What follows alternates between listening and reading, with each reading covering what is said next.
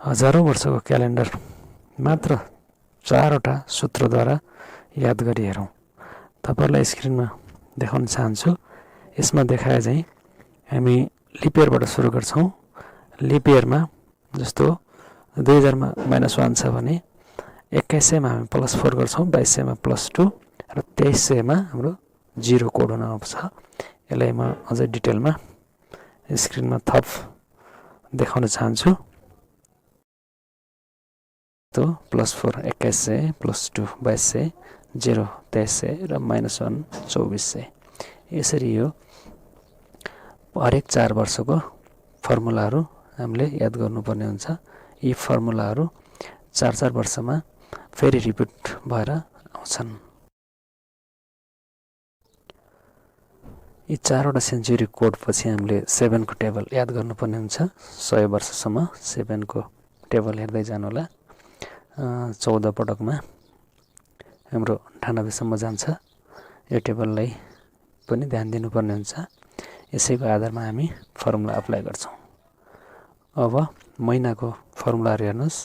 यसमा महिनाको सङ्केतहरू रहेको छ। जनवरीको 1, फेब्रुअरी 4, मार्चको 4, अप्रिल 0, मे 2, जुनको 5, जुलाई 0, अगस्तको 3, सेप्टेम्बरको 6, अक्टोबरको 1, नोभेम्बरको 4 र डिसेम्बरको 6। यी कोडहरूलाई तपाईहरुले याद गर्नुपर्ने हुन्छ।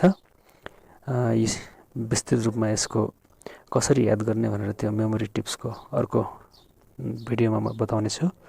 आज तपाईहरुलाई सरस्वती कसरी दिनहरू निकाल्ने त त्यो सिकाउन गइरहेको छु, ध्यान दिनु होला। यसमा 23 मे 2025 छ। यसलाई हामी निकालेर हेरौँ है। 23 छ, त्यसलाई हामी 7 ले डिभाइड गर्नुपर्छ। 7 त्यहाँ 21, 2 रिमाइन्डर बस्यो। मेको कोड 2, त्यसपछि 20 शताब्दी छ, यसको चाहिँ -1। त्यसपछि 25 लाई हामी एकपटक 4 ले डिभाइड गर्छौँ। 6 चौको 24, 25 लाई फेरि 7 ले गर्दा 7 त्यहाँ 21, 4 रिमाइन्डर बस्यो। अब यसमा हामी टोटल निकाल्छौँ। टोटल 14, 14 मा 1 घटाउँदा 13 र 13 लाई हामी 7 ले फेरि डिभाइड गर्छौँ। 6 रिमाइन्डर बस्यो। 6 भनेको फ्राइडे हो, हाम्रो 6औं दिन। यसरी निकाल्नु होला। र दोस्रो गरौँ। 17 छ, 17 लाई 7 ले डिभाइड गर्दा 7 दुना 14, 15 16 17 3 रिमाइन्डर बस्यो।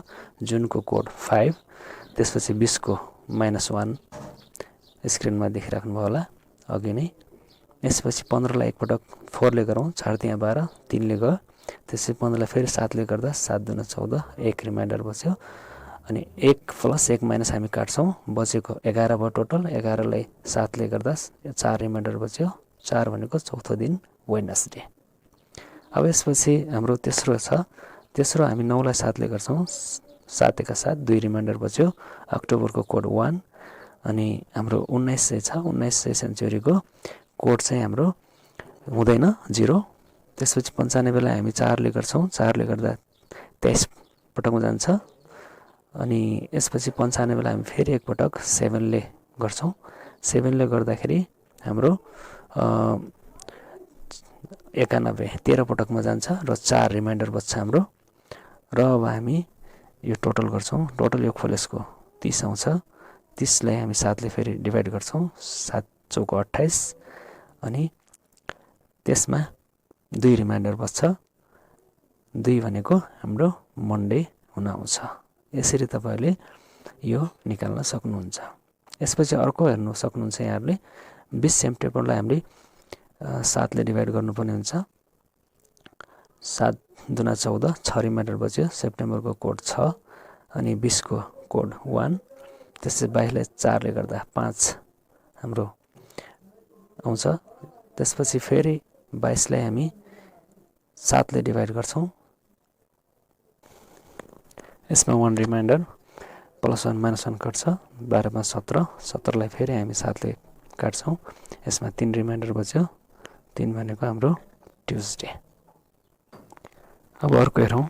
7 लाई 7 ले डिभाइड गर्दा 0, जुनको कोड नम्बर 5, त्यसपछि 21 को कोड 4 हुन आउँछ।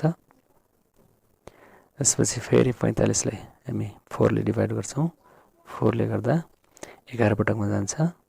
र फेरि यसलाई 7 ले डिभाइड गर्दा 7 छक्का 42, 3 रिमाइन्डर बच्यो। अब 4 दिन 7 काट्दै हामी 11 5 16 16लाई 7ले डिभाइड गरौँ 7ले डिभाइड गर्दा हाम्रो 2 रिमाइन्डर आउँछ 7 दुना 14 15 16 2 भनेको दोस्रो मन्डे। अब यसपछि हामी तेस्रो हेरौँ। यसमा 6लाई हामी 7ले डिभाइड जाँदैन 6 जस्तो त्यस्तै राखौँ।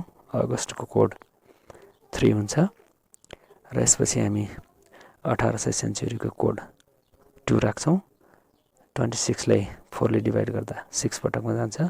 फेरि यसलाई 7ले डिभाइड गर्छौँ 7 त्यहाँ 21 यसको 5 रिमेनिङ बस्न आउँछ। यसपछि अब हामी यो 5 र 2लाई काट्छौँ र बचेको 6 दुना 12 3 15 जोड्छौँ। त्यसलाई फेरि हामी 7ले भागा गर्छौँ। 7ले भागा गर्दा हाम्रो 7 दुना 14 1 बस्न आउँछ। 1 भनेको पहिलो दिन सन्डे हुन आउँछ। यसरी तपाईँहरूले हरेक क्यालेन्डरहरू निकाल्न सक्नुहुन्छ।